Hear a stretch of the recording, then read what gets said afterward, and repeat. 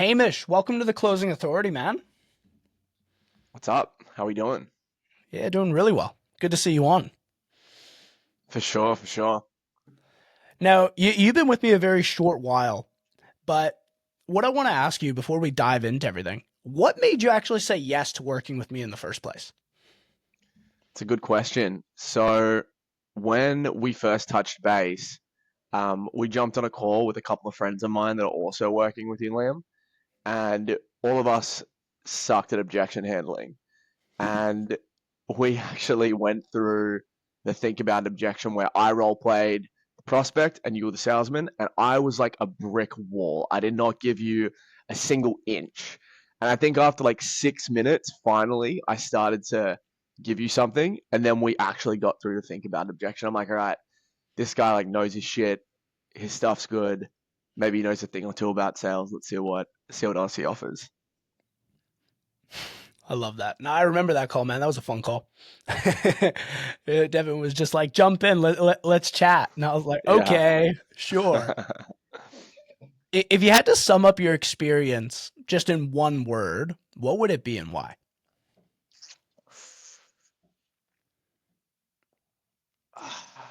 Amazing, to be honest. I did not realize, like, I didn't even know what I didn't know. I thought I was decent at sales before starting with you, but like joining and realizing how much more there is to learn and that sales is like a skill in itself, not just selling within your own niche or your own product.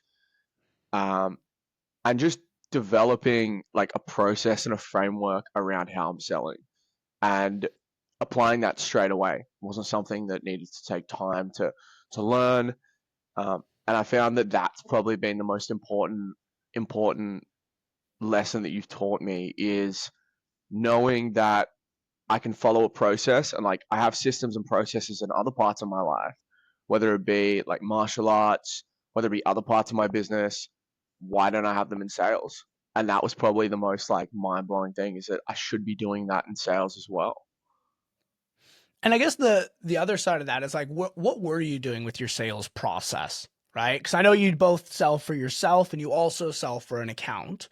So what were you doing sales process wise before we met? So it was more freestyle. It was like I could jump on, build some rapport. I pretty much split the call up into three parts: discovery, pitch, and you could call it objection handling, but not really. More so just like running away and not handling any objections. And and realizing that there's so much more to it than that.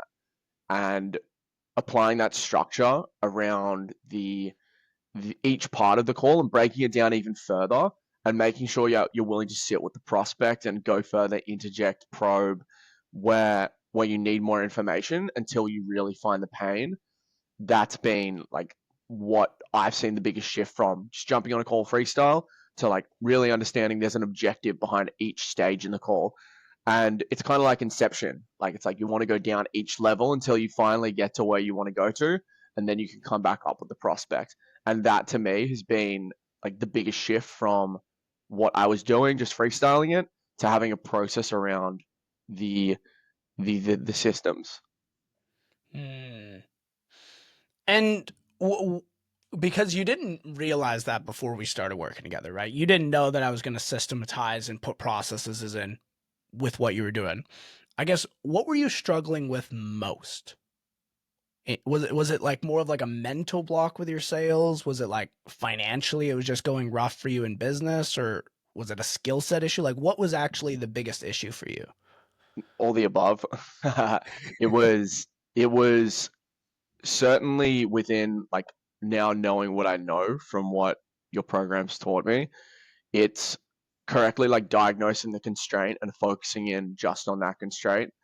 I say objection handling and sitting in the pocket with prospects was the hardest part for me, and being comfortable in doing that and coming from the frame of clarity and trying to help the prospect.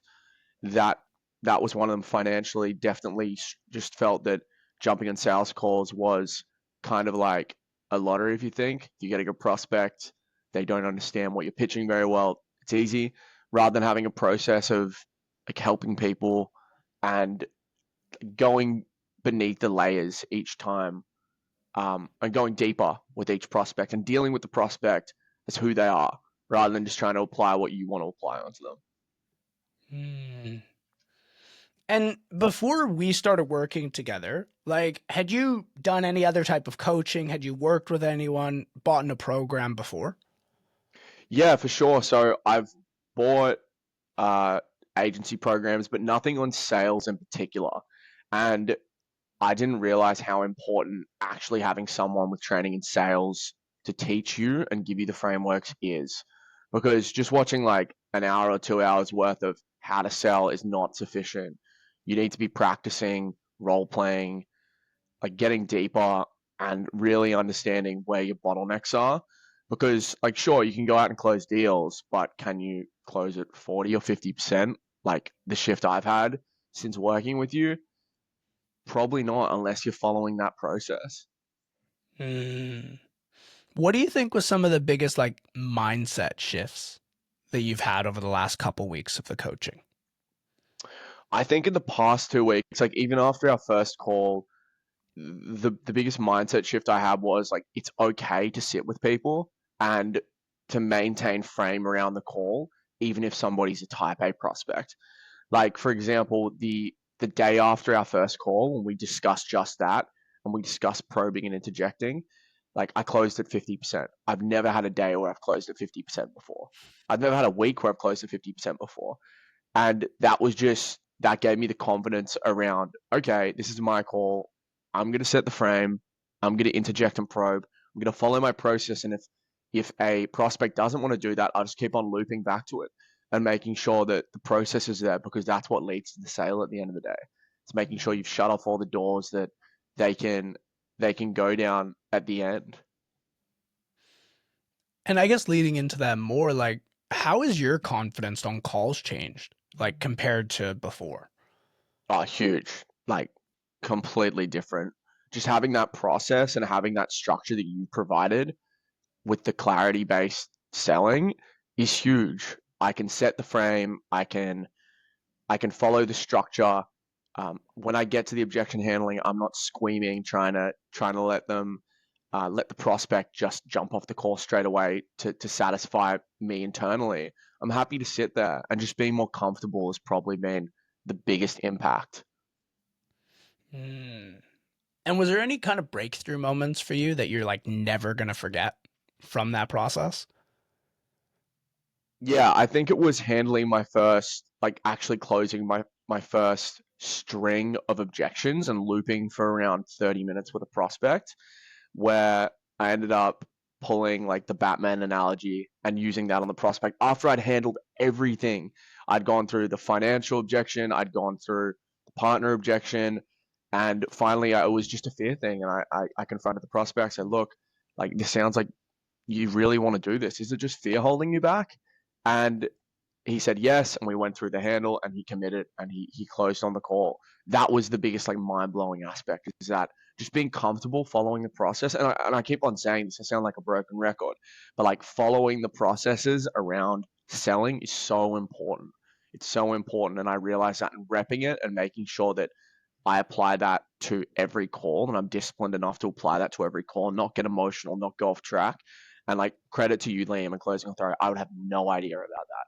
And I feel so confident in the fact that I now have that piece going into every call, knowing I have the structure to handle wherever it goes and bring it back to my frame, my call, and come across as an authority on the call. I love that, Hamish. Now, I want to talk about some of the hard facts, right? Some of the numbers, right? What were some of the numbers like before we started working together and now? Right? Like if we talk about cash, we talk about revenue, close rates. Walk me through it. Sure. So before starting working with you, Liam, I was bouncing around like 5, 6, maybe 7K a month MRR for my own offer.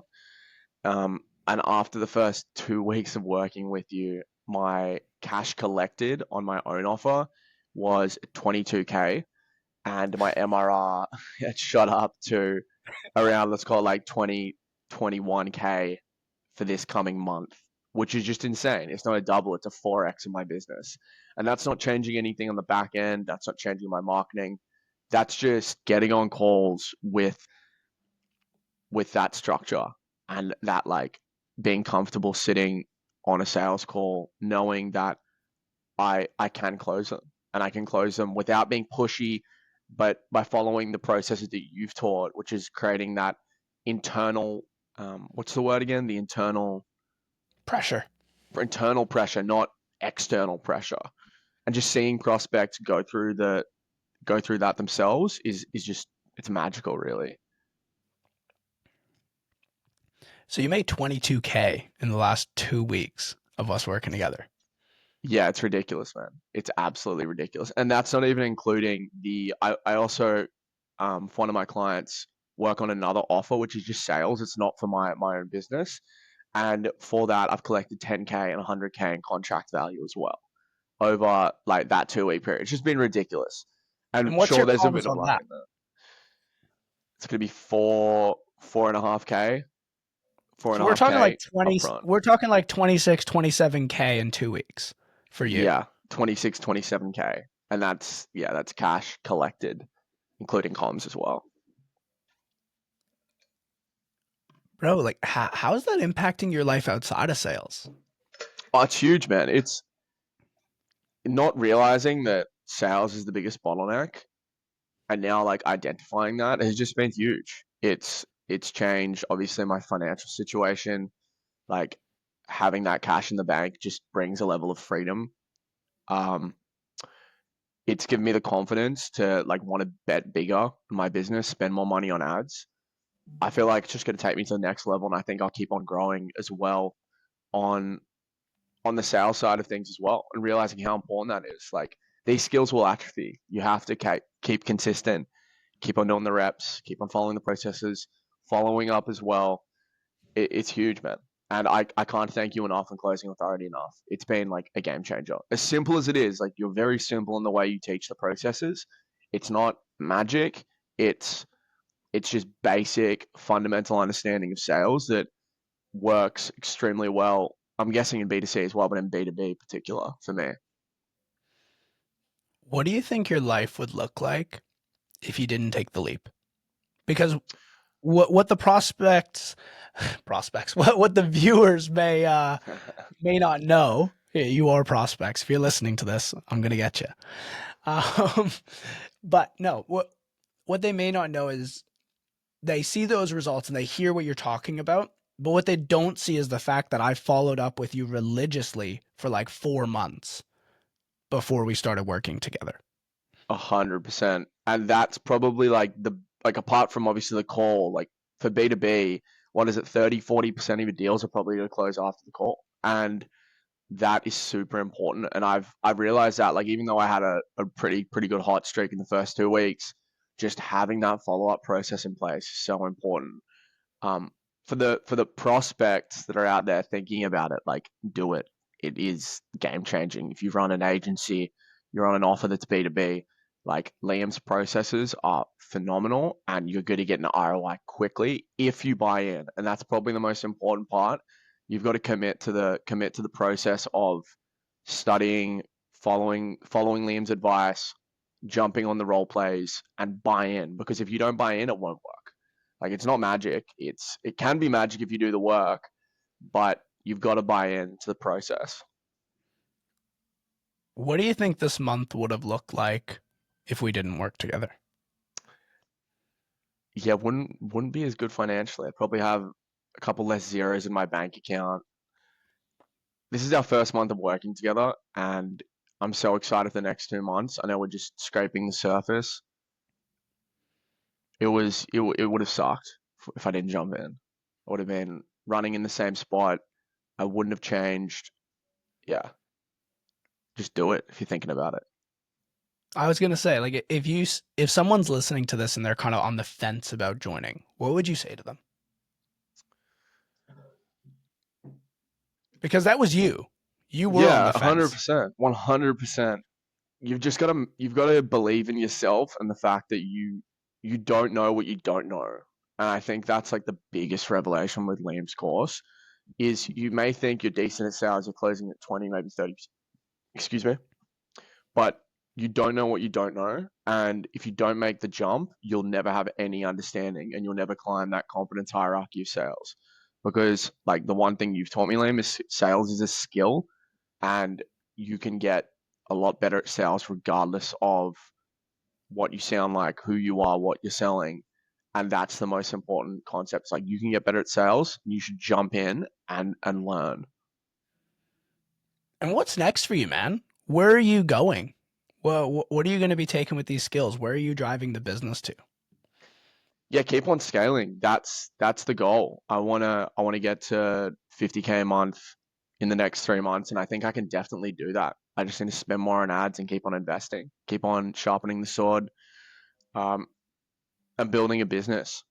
Because at the end of the day, like without sales and marketing, like I don't really have a business, and I need to keep on focusing on that.